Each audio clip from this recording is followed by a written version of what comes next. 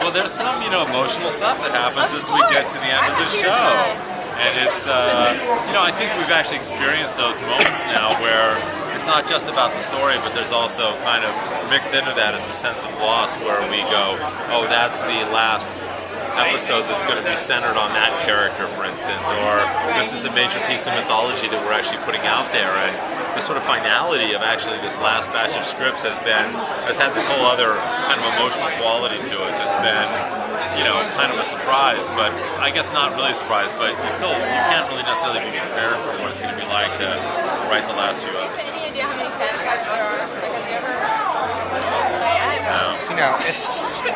It's impossible to tell. It feels like there are several ones that are the main fan sites that everybody aggregates at. But then if you are a Sawyer Kate fan, then there's a website for you. If you're a Jack Kate fan, then there's a website for you. And if you're a Jack Sawyer fan, there's probably a website for you too. We just haven't checked that one out yet.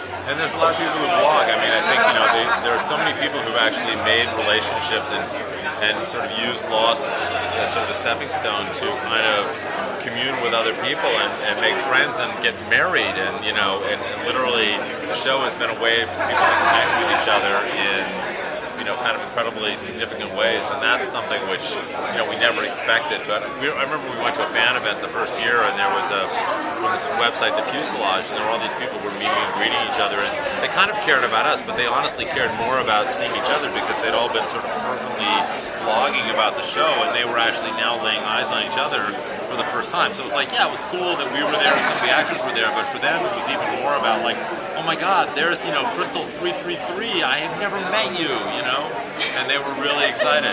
Carlton, I am Crystal 333. Oh my gosh! Wow, that's one of those blow you away Lost moments right here. Bang, Lost. Bam.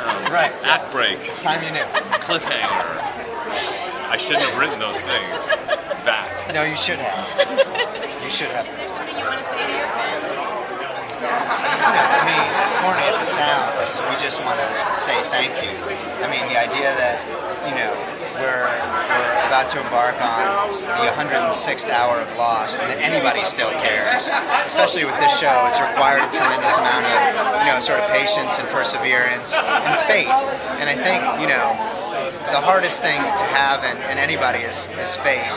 And the idea that people trust us to sort of not let them down is at times petrifying for us because we feel this tremendous,